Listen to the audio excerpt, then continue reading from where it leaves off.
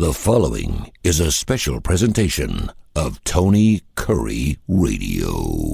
Lila and David Sears are a married couple who are not licensed therapists. The following opinions are their own and should not be taken as medical or psychological counseling advice.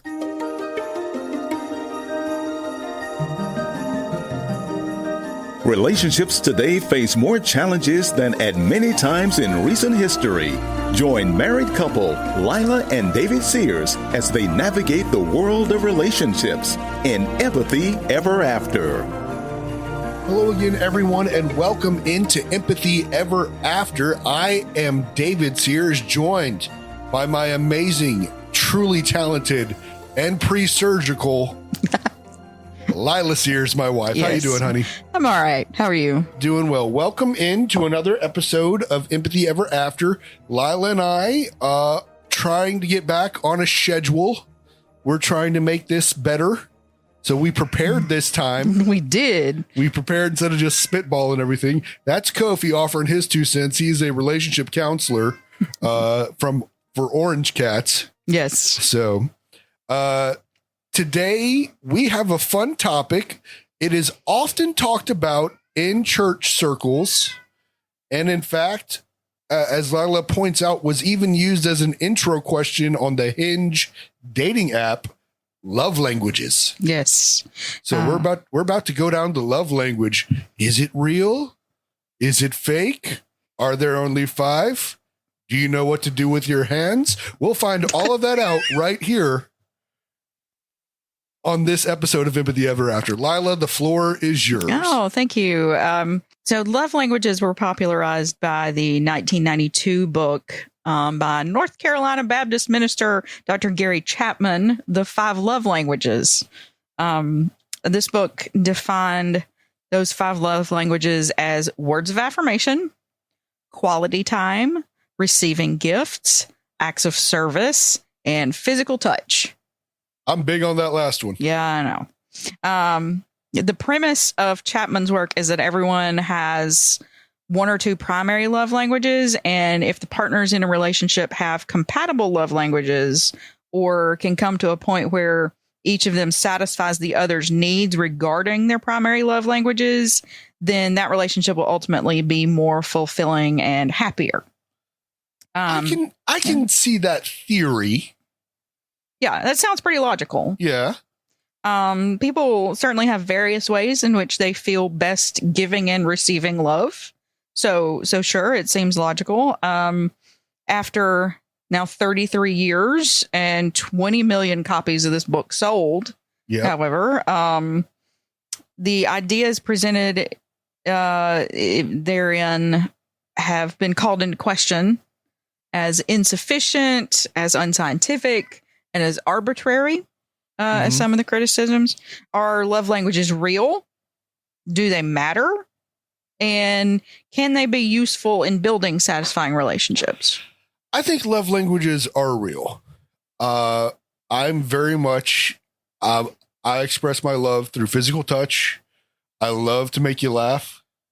I love to give you gifts. I'm more of a gift giver than a gift getter. I love giving gifts. I love getting something that's very thoughtful, make people like, oh, that's something I never thought I needed, or that's so cool, you know? Mm-hmm. And I try to build you up a lot. I always try to be your cheerleader, which annoys you sometimes. That's more of words of affirmation. Yeah. That's a words of affirmation. And I'm a gift giver instead of a gift receiver. What are the other 2? Quality time and acts of service. I love quality time with you.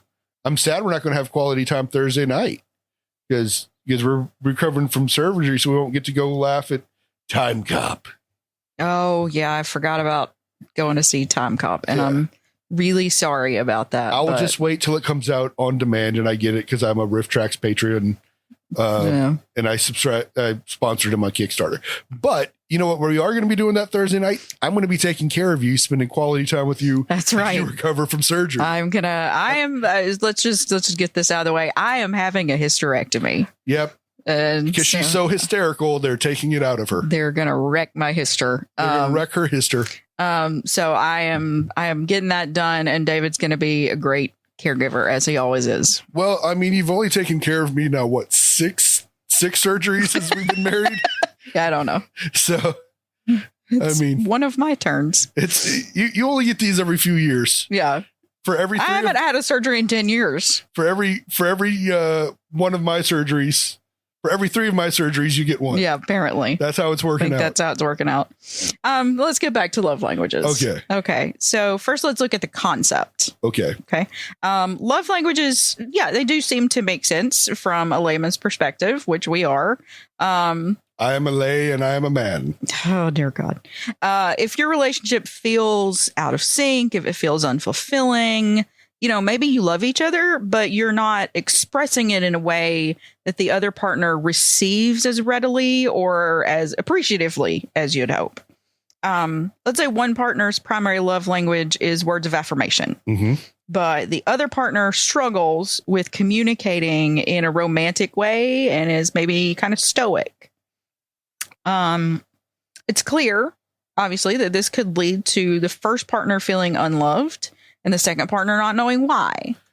And I think pretty much every part of a relationship goes back to communication, though. Right. So, I mean, you have to have clear channels, clear talking about what you like and don't like. And I mean, I think in that situation, the stoic partner should have realized by now, depending on how long he or she's been with their partner, that I may need to make myself a little uncomfortable and put something out there emotionally. Well, maybe that partner, their love language is acts of service. And if that partner's taken on like a great deal of responsibility in the household, like goes out of their way to do things like put gas in their partner's car, make their partner's favorite meal. But these things may not resonate with the first partner a way a simple, like, you're my favorite person in the world might. I get that. But again, that goes back to communication and trying to understand why your partner's acting the way they're acting. Well, sure. And I think like this weekend, I worked all weekend running Barons and radio shows. I come home, this house is freaking spotless. Well, I wanted to clean before surgery. I know, but still, you've done all of that, and I appreciate that, and I told you I appreciate that, and you did it because you were just like, well, I'm going to do it because David's away. Now I help where I can. Like I got home and put up the last bits of laundry, but I told you. And I was so thankful. You even scooped poop last night. I did. I scooped. That's normally David's job to scoop the litter boxes. But last night I was feeling like I was running out of steam. And I was like, I'm going to get this last thing and then I'm going to stop.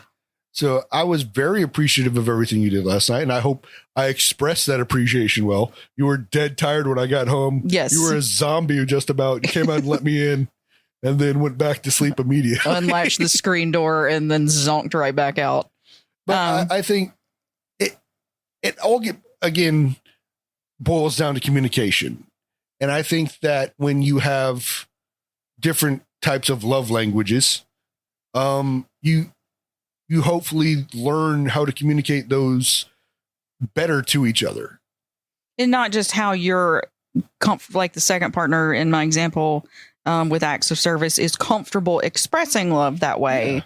Yeah. But they're not doing it how the first partner needs love expressed. They do. And all right, I know you love my TV references. Yes. So King of the Hill just launched a new season, which I know you are thoroughly enjoying. I'm watching one episode a day, being very patient, working my way through it.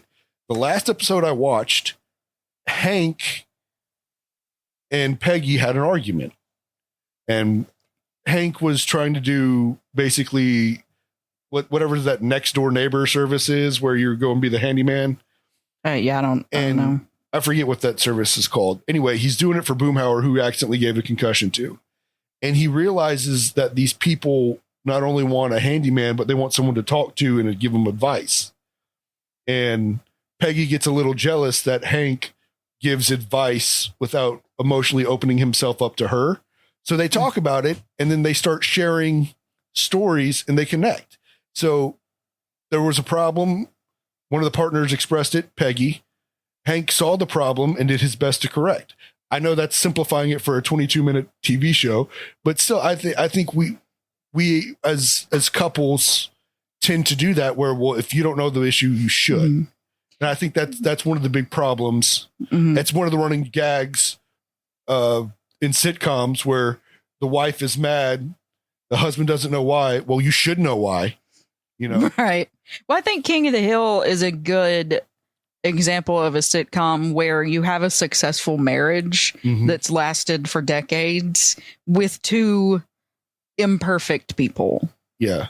I think Bob's Burgers is another good example of that. God, I love Bob and Linda. Bob and Linda are a tremendous couple. I'm such a Linda and you're such a Bob. I am such a Bob. Yes.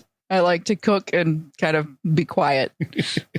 Just kind of not be over dramatic. Nope. And David likes to sing show tunes and I do. Dance around. I do. But I think getting back to the love languages part, that I know we went through some counseling before we got married.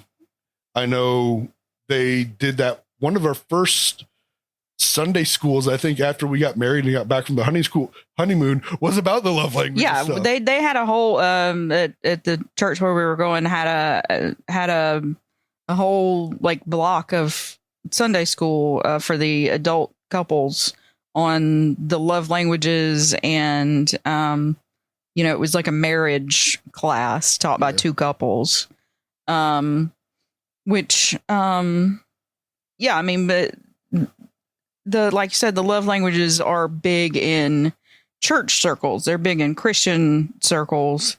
And we'll get to the why in a little bit. Like all the love languages are valid.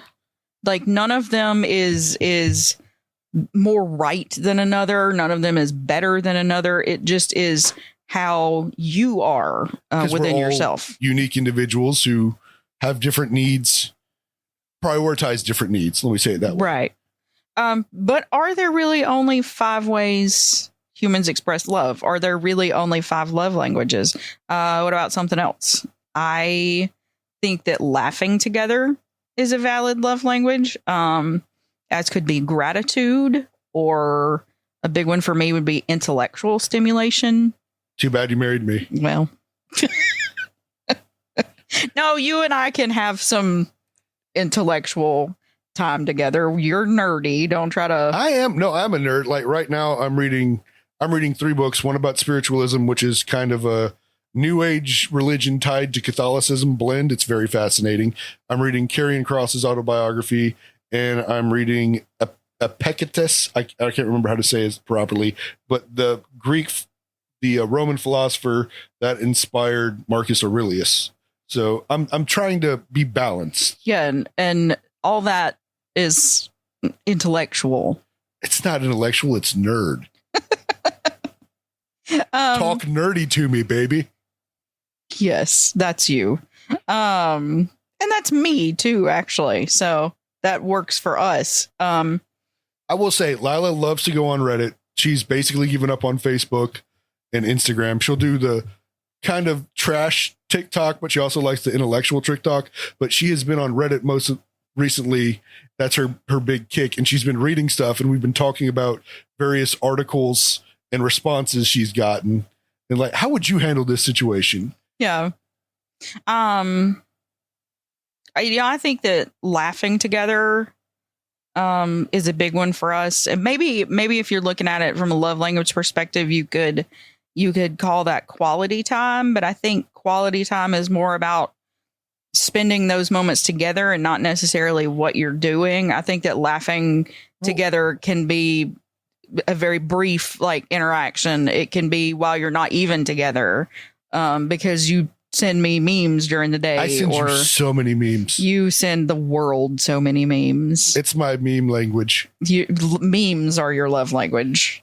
I send you so many things on Instagram. Like, I think you have a backlog of. I do, because I don't ever check the Instagram DMs. Yeah. I just don't know when I've checked them. I'm gonna start to send them to your Facebook. You have to read them now. I do. I think if I couldn't laugh with my partner, like I'd feel completely alone and unsatisfied in my relationship. Some of the best moments have been when we've just been in bed at the end of the day, and I made your belly button with a scar talk. My poor belly button that's about to have its third scar. I made her belly button sentient and was talking to Lila. This is not going to make sense to anybody else, but we were like making it like a puppet. It was deliriously tired at the end of the day, and we both laughed so hard because she was her scar and her belly button was given to her by a tiger. And I said, because I'm a big Monty Python fan, I said, in Africa? No, Detroit. And for some reason, my belly button sounded vaguely like Antonio Banderas. So Too sexy. Yeah. I don't know. I do random stuff like that and just make her laugh. And sometimes I just do it because I love to touch her. And sometimes it annoys her. And sometimes she's super ticklish. So I have to be very careful because just a light touch, which is supposed to be romantic, can get her start giggling. Yeah, I'm not physical touch would not be one of my love languages primary because that's your cringe language. That's a good way to put it. I'm a little bit touch averse. I'm an only child. I just don't love to be touched all the time. And I'm a big hugger. Like, because of you, I get along so much better with my boss at ATI right now because the first thing she told me is she's not a hugger. And I had to learn how to communicate with her and make her laugh and show friendship and joy and stuff. We get the most awkward high fives because she's not used to high fives because I have to have some type of physical touch. So I give her high fives. And I knew if I were to give her a hug, she would cringe and freak out. It's not always appropriate to hug your boss. When you get good news sometimes, I just want to give him a hug. But anyway, I think because of dealing with someone like you who is touch averse, I've learned how to interact better with people who are touch averse. Yeah. Because not everybody's a big huggy teddy bear like me. No, we're not. We're very much. I'm very much a brothers don't shake hand, brothers got a hug type of guy. Yeah, and I'm very much a we don't have to do that. Yeah, we kind do. Of person. Yeah, we do. Come in here. Come in here, get that hug. No, I'm on my mic over here. You're getting a hug after this. I probably will. Probably a kiss too. Probably. I love giving her kisses. Back to love languages. I was talking about my love. You were talking about your love language for sure. I think putting the framework of just 5 simple categories onto this infinite experience of human romantic love, it seems limiting and rigid. Well, I get that. It's possibly ripe for more rigidity when somebody takes it to extremes. That's very true. I think if the only way you show love is through physical touch, that's messed up. Or you say, the only way you can love me is by having sex with me. That's messed up. You know? That sounds like a sociopath. Right. You don't want to box yourself in. You don't want to limit, even if you subscribe to the idea of love languages and you have a way that you feel most comfortable expressing or receiving love, or a way that feels best to you, you don't need to limit yourself to that one thing, because there's so much more to a relationship than just one element. I mean, look at us, because this is our best. We know us the best. We are the leading authorities on us. We do multiple things for each other. I'm away from work. I'm away for work so much. You pretty much take care of the house. But when I'm home, I start trying to do laundry, start trying to help out around the house. I handle a lot of the bills. I I cook you dinner when you have your bad migraines.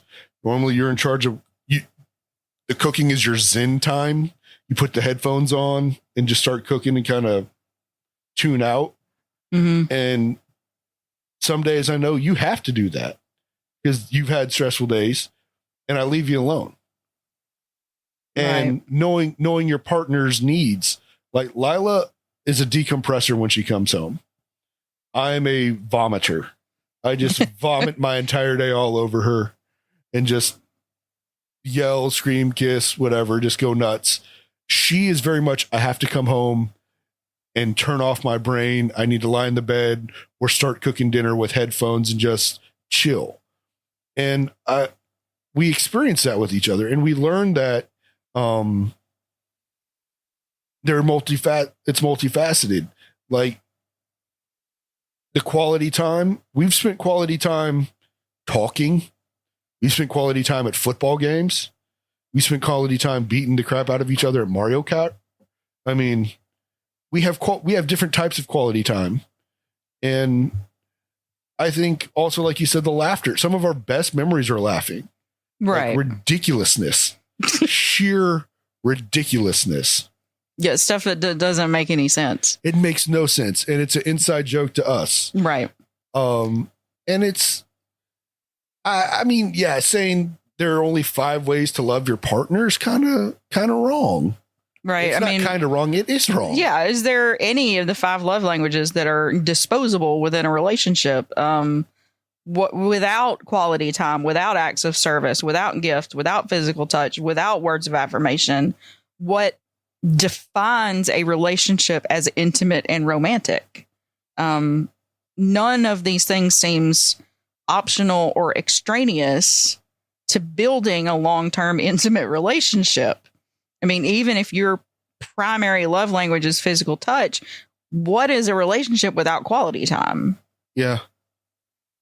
I mean, we're coming into the busy part of the year for me. Not as busy, but football season, I'm working sometimes 7 days a week. And it's really hard to spend quality time, but we find ways to do it. Now, is it as much quality time as we'd like? No, but we make do with what we have. And we learn to do other ways. Thank God. Look, Messenger and text are what Lila and I primarily communicate through, because we can walk away or get busy at work, leave a message, and then come back to a reply and some other stuff from it. And I think just staying in contact and keeping there have been days when Lila is like, bleep. And I was like, would you like me to bring you a milkshake? Yes. Yes. 99 times out of 100, the answer is yes. I think that going back to communication, another possible love language is just talking. Mm. Some people are big talkers. You're a big talker. I'm a huge talker. Your dad is the biggest talker I know. My dad is a big, loud talker. He caught himself. He's starting to become more self-aware, though. Oh, that's good. But he gets so excited. He wants to tell you. Yeah. And he sometimes gets louder as he gets more excited. Yeah. Which I do too. You do. And I have actually had to rein you in a little bit with escalating between the two of you, because you'll escalate back and forth. Because we get excited. Yeah. And then you get too loud. But It's not like we're at a cruise and just annoying Yankees. You talking about the women who were at the table next to us the first day of the cruise? Yeah. Yeah. They were a lot. We never saw them the rest of the week. We didn't, and I was very happy about it. I don't know where they were among the thousands of people on that ship, but they were a lot. It was a big girls trip, and they were big girls, all right. Whew. Back to love languages. Let's talk about some of the criticisms of love languages. First off, there is no scientific basis Who needs science for love languages? Dr. Chapman, who's... But he's a doctor, so he has a doctorate in something. He has a doctorate in adult education. So what is adult education? Is that just like college?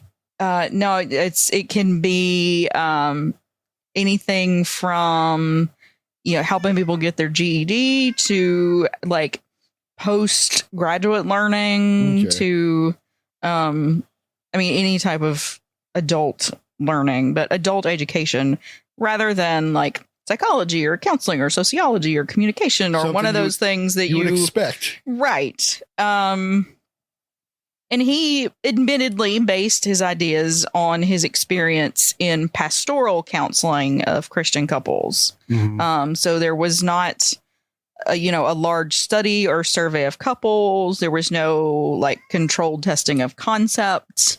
This is all just from his experience. The idea of love languages is also pretty firmly rooted in Chapman's conservative Christian theological perspective. Mm-hmm. And in the book, Christians believe there's only 3 types of love: phileo, which is brotherly; agape, which is godly; and eros, which is passionate. So basically, one of the tenets we were taught when I was in Southern Baptist was there's only 3 types of love, and they all loves fall into one of those 3 categories. I was never taught that there were only 3 types of love. Southern Baptist. I wasn't, but I was taught that there are 3 types of love, but it was never the only thing wasn't put on there. So anyway, but I get that from his theological perspective. Right. So in the book, related to that, there are some anecdotes that kind of raise eyebrows. At one point, Chapman relates that he tells a husband that his wife, who wanted him to help with laundry, finds doing laundry as pleasurable as he finds the act of sex.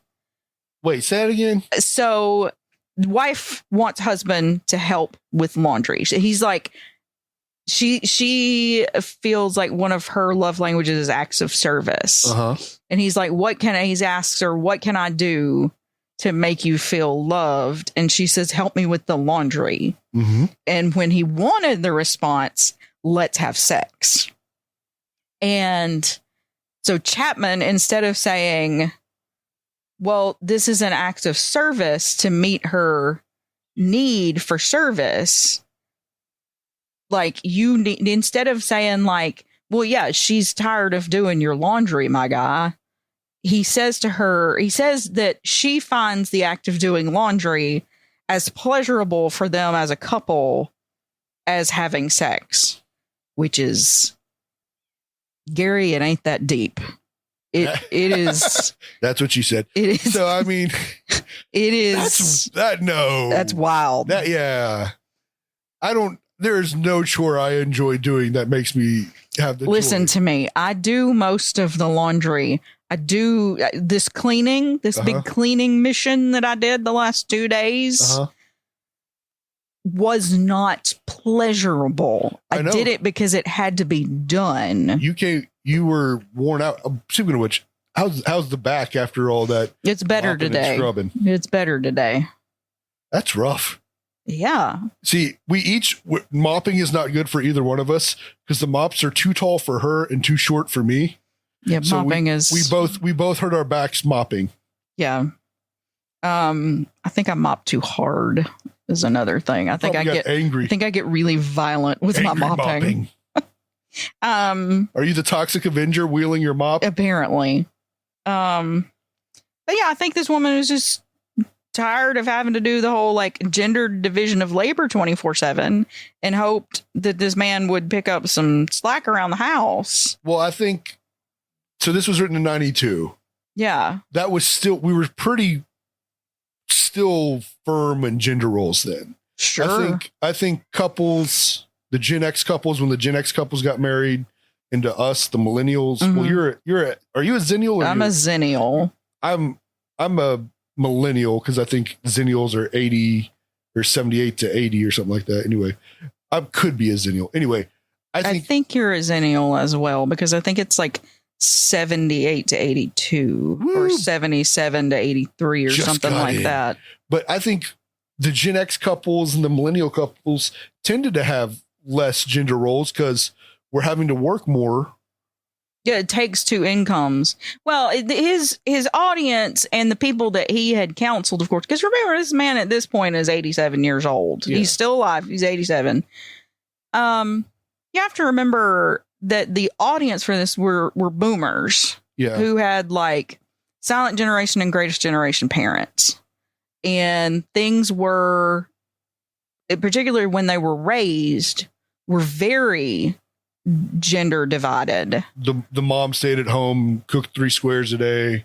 Right. I mean, there's a thing where I think Chapman says, like, my dad didn't do diapers and, dishes and that kind of stuff. But I do that because he says that it's because his wife like appreciates that and needs that. And I'm like, well, yeah, but also because like you're a parent. Yeah. And it's just part of your job. So I think that when you have that part of your parent, I mean, our friends with kids, all the dads do as much work with the babies. Like when the moms breastfeed, the dads will get the pumped milk and cook it so the moms don't have to get up 24 hours a day. Not cook it. What do you do to it? You boil it, don't you? No, you don't boil it. What do you do? God, no, you don't boil it. What do you do? You can just warm it a little, but you don't have to. Well, anyways, all I know is that my friends who have had kids, the dads have helped. There's reasons we don't have children. Just boil it, don't you? No. Throw the bottle in the water, let it boil, and feed the baby. You don't boil it. Anyway. Never let David babysit your newborn. I can change a diaper. I did learn how to do that. So, but I think that we've seen more dads become involved in the raising of their children instead of just passing it off to their mother. I think that's more of a Gen X millennial thing. I think when you have people that understand you can't put all the work on someone. Right. That gives you an all work and no play aspect. And we all know that makes Jack a dull boy. Yeah. So I think it's more balanced at home. I'm not saying it's 50-50. Like, no. I'd probably say it's like 60-40, 70-30 here, but I make sure I always do my 30 or 40 so you don't feel overwhelmed. Yeah.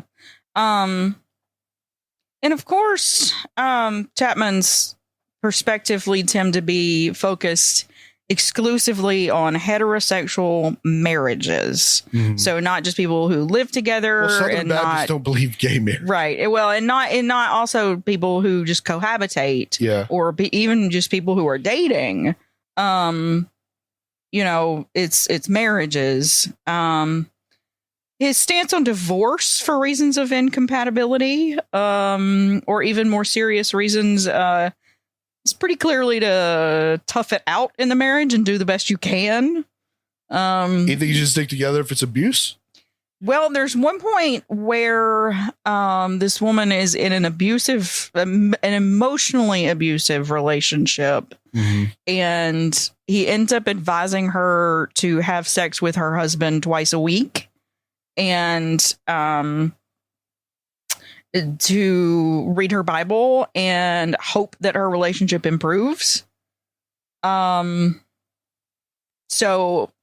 I'm not real comfortable with that as somebody who's, super anti-abuse and domestic violence. Yeah. Well, I mean, that sounds like it's a problem with the husband, like, he needs therapy to figure out why he's being emotionally abusive. And I'm sure that Chapman, he doesn't define it as emotionally abusive, but the things that he describes the husband doing are clear examples of emotional abuse. And so the advice is for the wife to put out more. Well, that is good advice. If the wife puts out more, the husbands tend to be happier. Yeah. And then they'll just want more.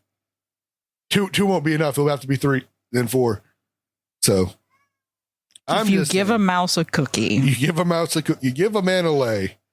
He's never going to stay that way. He won't. There Even are Kofi agrees. Yes, there are several points in the book that may lead you to think that Chapman has even like a fundamental understanding of relationships in general. There's one point where he tells a husband that he should have been with his wife instead of playing softball when she was giving birth to their child, because she desired her love language of gifts to be satisfied. In this case, the gift was the gift of his physical presence. If you were ever pregnant, and which is not going to happen now, but if you were ever at that point where you were due any day, I would have taken off work. I would have done everything to be with you, to be ready. Well, this guy went and played softball instead of Probably being church league softball when his wife was having a baby, having his child, having their baby, and he's not there. Now that you don't need love languages to figure out what the problem is with that situation. That is a huge red flag. That is not only a red flag, that is child. It's your wife who's going through a traumatic birth. What happens? Because birth is traumatic. What happens if the wife has complications during birth? I mean, that dude's an asshole. I mean, flat out, you deserve neither wife nor child at that point, and I'm a stand on that business. I will, because that's just scum behavior. That is beyond scum behavior. That is the absolute potato of behavior right there. But I like potatoes. Okay, the absolute mushroom of behavior. Thank you. That's something I don't like. But that. It's a lot of stuff like giving men an out or a pass for some kind of behavior like that. It's like, no, it's not about love languages. It's about simple human decency. Yeah, I mean, I would never want to miss my own child's birth. Doesn't matter if it's the first one or the third one. I would want to be there for every kid. He also played softball when her mother died. Ooh, so this dude has a big problem. They need couples counseling. They don't need. I think they need an attorney. Is what I think they need. So that's my opinion. That dude has serious issues. Does not jive with the Southern Baptist Convention protocol, but it's not. Really? But I never was Baptist. So this dude would play softball when his kid is born and when his mother-in-law died. Mother was that. Wow. All right. We just went through a very traumatic thing. What would you have done if I was like, honey, I'm going to go watch wrestling instead of chilling with you? Okay, so you're saying you would have, if you would have gone to a wrestling show instead of when we got being there when we got to that when weekend. My stepdad died. Yeah, like because we knew going into that weekend it was probably very likely. Yeah. If I would have been like, you know what, Raw's in Atlanta, I'm gonna head to Raw. Or pay-per-views in Atlanta, I'm gonna go to the pay-per-view. First off, I can't imagine you doing that. So I'm having a really hard time imagining. I still feel guilty, even though y'all sent me on a lunch run and he passed away while I was on the lunch run for doing something you told me to do. I know, but I can't. It's hard for me to come up with a response because I can't imagine you doing that. But I think it would. That could be a deal breaker for me. Mm. Like, I think that could have been like I just don't understand that at all. Cause just coming from my experience, when Steve got to that final month and we knew it was going down, I felt guilty going to work just for 6 hours. I felt guilty anytime I left the house to go get dinner because I just wanted to be there for you and Jan, my mother-in-law. Just do whatever you wanted. And some of that stuff, like you said, we didn't have anyone cook for us, so I need to run get dinner, or you need me to go. Your mom's blood sugar was dropping, so I had to go get apple juice or something. You know, I just don't understand how you could not be a servant to your wife during that difficult time. That again, that's just me and the way I think of things. But when you're going through absolute hell, you know you're in the final stretch, because it's obvious that if you went to play softball and she died, it's not like she dropped dead. It's like she was on her last legs. So that dude probably should have been divorced. Yeah. I'm just saying. That dude didn't need a wife. He did not. He did not. He needed to grow up. He was a man child. He needed to be single. Was what he needed. But criticisms of the love languages extend outside those of the underlying work, outside the book. One of the major cons, I guess, of using love languages is when people rely too heavily on them or use them as an excuse for poor behavior. So this is not necessarily on the author. It's on people when they apply it. So sure, like we said, it's a Hinge app prompt. My love language is, and then you respond to that, and as part of your profile. But you can certainly box yourself in with that question. There are ways now, of course, dating culture being as toxic as it is, from my understanding these days. If you're honest and you say, well, my love language is gifts. Well, then you're inevitably, especially if you're a woman, you're inevitably going to get some man in your DMs calling you a gold digger. I ain't saying she a gold digger. She ain't breasting with no broke. Thank you for doing the radio edit. I can't. I'm white. You can't say that word. You cannot. But then there's, if you're a guy and you put on there, well, my love language is physical touch, then people are going to think, well, you just want sex. You're an info. That's all you want. You're a nympho baby instead of a nepo baby. I don't think men can be nymphos. I think men can be nymphos. I think by linguistic definition, a nympho is female. If we just did something weird audio wise, Kofi stepped on the computer. Yeah. But like I said, I think linguistically that only applies to women.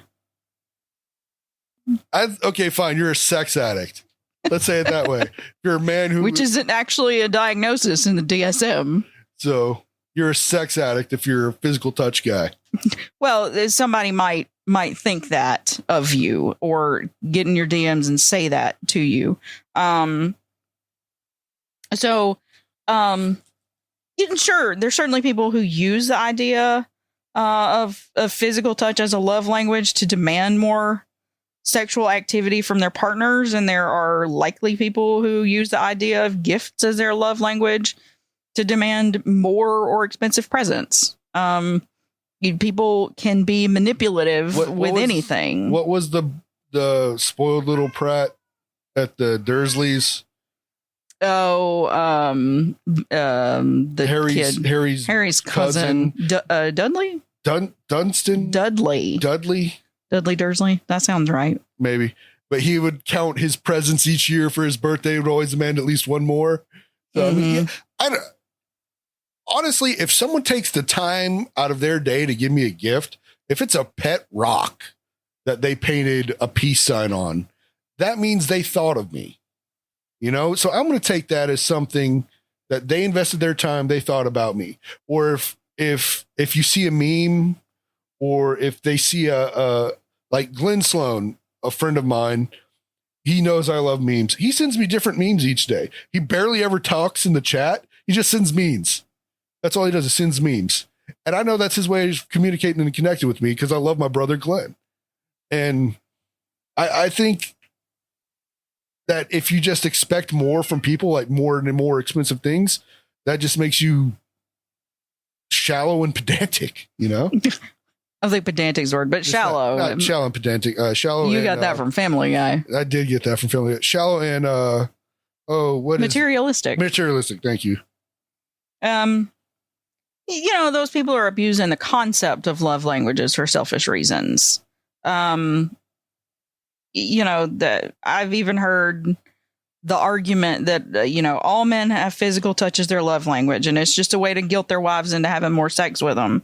But I did, while I was researching for this episode, find a survey by HIMSS, the medical company, showed that quality time was the number one love language for men at 31%, followed by physical touch at 29%. So quality time actually beat out. I want to know what touch. the ages were for those people. Because if it is HIMSS, where it's generally more people older. It's going to be, I don't know. HIMSS seems to have a pretty, wide-ranging client base.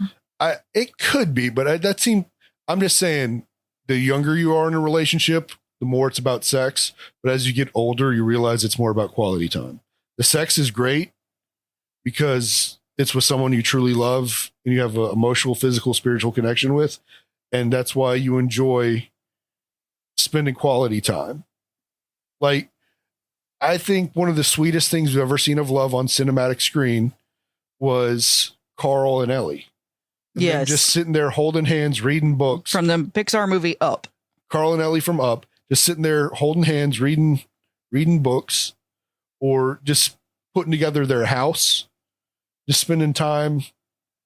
I saw another possible love language of co-creation. Like a podcast. Or like Carl and Ellie with their house. Yeah. Creating something together is a way to communicate that love to each other. I think that's very accurate because, we have fun doing stuff together. We love playing video games with each other. We've spent nights before where we played Mario Kart and I whooped your butt because you can't beat me as Donkey Kong on N64. All other versions, we Switch, you can beat me pretty badly, but I dominate you in N64. N64, that's true. But on Wii, I was the queen bee. You're the queen bee on Switch too. But Lila and I have fun playing games together. I think it's a love language because we have so much fun talking smack to each other, playing putt-putt. Oh yeah. We have fun going to the arcades and playing video games with each other. As long as you're what is it? When you get overwhelmed. Oh yeah, as long as I'm not overstimulated. As long as your overstimulation isn't taking it. Because we just have fun doing goofy stuff together. Yes, I love sex. Ain't gonna deny it. But coming home to Lila and just cuddling in bed, watching MST3K and just talking about each other's day, or when she's reading on Reddit and she says, so what do you think about, and she tells me something, those are quality moments to me. And I do understand why quality time would be valued more than sex in older people. Because I think especially if you're coming from a traditional Christian background where you didn't have sex until marriage, I think sex is a very big part, especially for men and women starting out, just because it's something new. But after you've been together for 20 years, just about like us, we don't really have anything new to do in that aspect, but we have new experiences with each other day and experiencing different things of life with each other. Right. I think that, quality time is probably, I don't remember what my love languages were when we did the quiz. Acts of service was your first. And second, I want to say, was the affirmation. And see, that feels weird to me because I don't feel like words of affirmation would be right for me. It was just the way the test added up. Yeah. So, even acts of service, I remember, was yours. Touch was mine. Yeah. Those were our primary love languages. Yeah. I remember that. Acts of service makes sense for me. But I don't, words of affirmation doesn't ring true because I may have misremembered that as your number two. I mean, that could be number two. That was my number two too. Cause I'm neurotic. I have to be told I'm doing well. You're a good boy. I have to be told I'm a good boy. So I think quality time is important. And I think all good relationships, you want to be with each other. You hate being away from each other. Well, I remember when we came back from our 10th anniversary trip and we'd been together nonstop for like 8 days. I mean, just together with each other, just nonstop. And when I got back to work, I'd been there about 3 or 4 hours and I thought, I miss David. I felt that way about the cruise. Because we were pretty much with each other, except for the one day y'all went to the private island. We were with each other the entire time. And I got home and went to work on Monday, and I was like, wish I was with Lila. I feel that way when I spend weekends away from you, when I'm working 36 hours over a weekend. Oh yeah, I miss you when you're I'm gone like, over the I wish I weekend. could be with her. So I think the want for quality time is important, because I think also as you get older, you remember it's morbid, but you realize you have a limited amount of time together. Yeah. And you don't know, as much as I drive, semi blows a tire, knocks me in the wall, I die, you know, or My neurosis is that I think about that a lot. well, you have traumatic childhood. Yeah. So, but I think as you get older, you value quality time more, because you know the time with that person you love is limited. Yeah. Well, and the experiences that you can have during quality time are Like, I'm sorry I haven't taken you to see the Dismalites yet. We're going to do Yeah. that next summer. the if you don't know what that is, they're the little glowworms at Dismal's Canyon in Northwest Alabama. And I really, really want to see these little critters light up the canyon. They're glow. They don't really light up the canyon, but they glow, and they're only found. It's like a micro habitat. They're only found in this one little canyon in Alabama. And we're doing that next summer. That's a list of things to do in 2026. And I think we've been saying that for approximately 15 years. Well, I only remember talking about it for 4 years. You only shared it with me 4 years ago. So At least 10. I'm going to say 4. I'm going to say 4. But I think when you truly enjoy the person you're with, truly enjoy the person you love, you want to spend as much time with them as possible. And it physically pains you sometimes to be away from them. Yeah. Like I have a hurt heart sometimes when I feel guilty that I'm working so much and I'm not with you. I don't know if you feel that way, because you don't work nearly as crazy hours as I do. Unless you have an overnight at the shelter. Yeah. But I feel bad, you know? Yeah. And I look for other work so I can spend more time here. Unfortunately, it's not coming, but you're very understanding in that aspect, that I'm doing the best for us to make a living, survive. And you're very patient with that. I mean, pretty much since we've been married, I've worked crazy hours. Yeah. I think at this point, I'm just used to it. Yeah. He's not used to it. He's not used to it. He's never going to be. That's Kofi. All right. Well, do you have anything else you want to expound on? I don't think so. I think that if the love languages are valuable to you, if they make sense to you, if there's something that you find to be helpful in making your relationship better, then I don't think there's anything inherently wrong with that. But I do think that that they could be improved upon. Mm. And I do Maybe think, you should write a book. I don't think I'm qualified to do that either. I'm not qualified to do a lot of stuff I do, but I do it anyways. Just saying. You Well, don't have to be qualified. clearly, Look who's running the health department. look who's running the Department of Health. So, Ugh. brainworms. Anyways, This has been Empathy Ever After. I'm David Sears. I'm Lila Sears. You can find me on social media on X at David Sears 75, Facebook at David.Sears2, and on Instagram as David Sears 1982. And I'm on Blue Sky and TikTok as Lila G Cat Mama. And I think that's all the social media that I would like to plug. What are you on Reddit? Do you want people to know your Reddit name? No, I do not want anybody to know my Reddit name. I want to lurk there anonymously. Lurker. Lurking 9 to 5. All right. Well, this has been another episode of Empathy Ever After. I'm David Sears. That's Lila Sears. And Lila, hit the catchphrase. Be kind to yourself and to your partner. This has been a special presentation of Tony Kurre Radio.